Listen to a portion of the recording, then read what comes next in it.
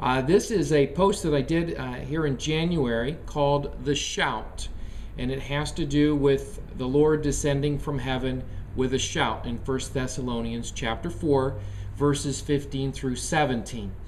Matthew Henry, the great expositor of the Scriptures who believed in a rapture at the revelation, just like I do, wrote this about 1 Thessalonians chapter 4.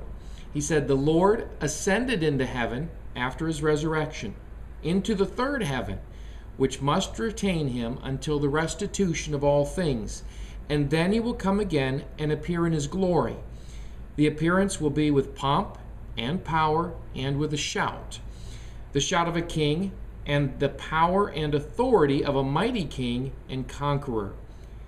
Matthew Henry did not say that Christ would come 7 years before the revelation to gather out believers. No, he said that Christ would remain in the third heaven until the day he returns in glory. And at this time, Christ will shout as a conqueror.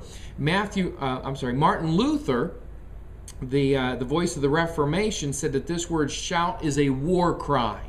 Now, why would there be a war cry at a pre-tribulation rapture when there's not going to be any fighting between Christ and the Antichrist for another 7 years? It doesn't make sense. No, this is a war cry. It is a shout. Jesus Christ does come as conqueror at the end of the tribulation, immediately after the tribulation of those days in Matthew 24. And the shout is for the rapture and for the revelation. As mentioned before, in Joel chapter 3, verse 15 and 16 in the Old Testament, there's also a reference to this post-tribulation shout.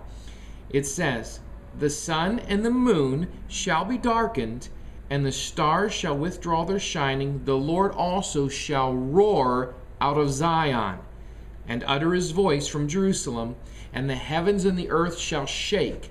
But the Lord will be the hope of his people and the strength of the children of Israel." Note that the timing is again just after the tribulation of those days. The moon is dark, the stars are falling, and the Lord roars out of Zion, and he's the hope of his people.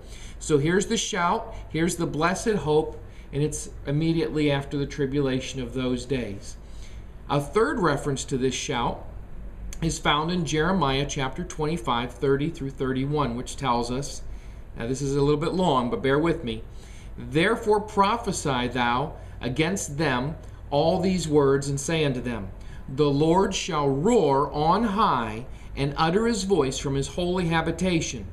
He shall mightily roar upon his habitation. He shall give a shout, as they that tread the grapes, against all the inhabitants of the earth."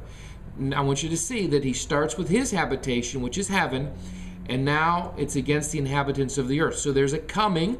There's the winepress, which is the battle of Armageddon, and there's the roar. "A noise shall come, even to the ends of the earth." Now, hear that? There's a noise, some kind of a sound that goes throughout the entire world. I think that's the trump.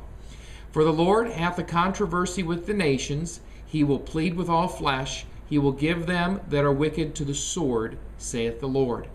Here again, Jeremiah gives us a clue to the timing of the shout. It is as they that tread out the grapes, which is a reference to the battle of Armageddon.